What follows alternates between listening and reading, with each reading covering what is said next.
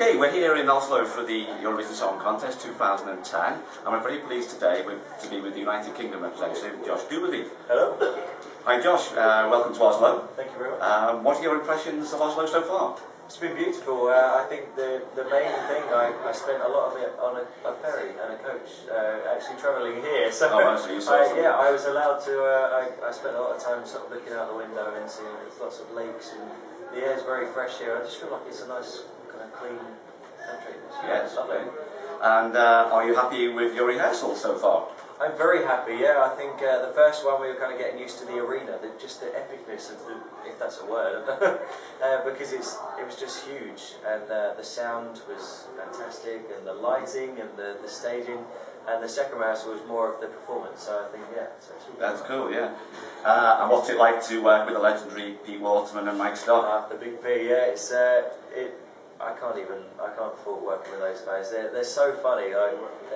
Pete has always got a story to tell, or he's always got like a one-liner here and there, and it's really good fun. But at the same time, they know what they want to hear, and they're so hard-working, and it really rubs off on you as well. It's perfectionist, you know. But that's great. That's what I long to be as well. Okay, and do you have a favourite Stockdale and Waterman song from the past? I do, yes. I was actually very jealous when Alexis was given "Never Gonna Give You Up" on Your Country Needs You on a national final. Could you tell us something about your background? For example, did you go to a stage school or a performing arts school? Okay, when I was 9, I actually attended like a local stage school. It was like 2 hours every Friday, just to kind of as an activity. And then I found that I really enjoyed it, and I was sort of doing their productions. I was doing a few of their shows, and then I started doing a few of their musical productions, and I got my first part in Les Mis, which was a singing role, obviously, but I'd never sung before, so I got singing lessons, and then everything kind of snowballed on. I mean, you're a good-looking guy, and you could be an idol for as a pop star. Do you see yourself going down that road, or do you see yourself in musical theatre in the future? Do you know, I'd love to do both. I mean, that would be fantastic. Obviously, I won't release a musical theatre song. I think I would love to be a pop star. That is an ultimate dream of mine as well. But I just love performing, if I'm honest with you. And as long as I'm performing, then I'm happy. I think the West End, it's completely, you can't really compare them. They're different feelings. So hopefully one day I'll be able to do both of them. Would you like to audition, say, for one of Andrew Lloyd Webber's TV shows like Joseph in the past? If something comes up again, would you like to go for something like that?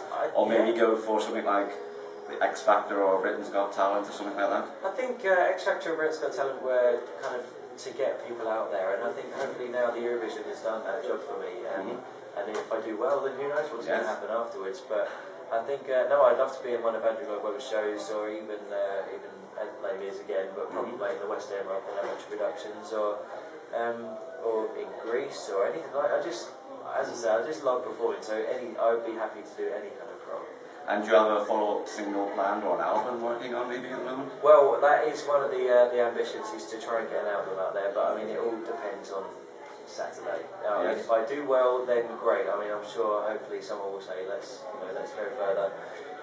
But who knows what can happen. But I've written a lot of my own material, which I'd love to get out there at some point too, so I'm sure even if it's by myself, I will be putting it out there.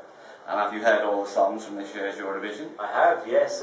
My mum and I actually spent a lot of time on the computer kind of giving 12 points to everybody, and not everybody. And do you have a particular favourite or favourites? I do, yes. I originally, my first favourite was Spain, Alba Pequeñito, which I was told the pronunciation is Pequeñito last night, which was great.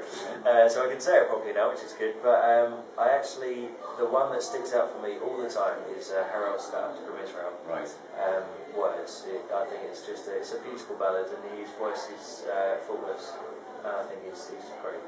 And we always finish off with a little question for our website. For example, is there a question we've not asked you today that you'd like to ask yourself?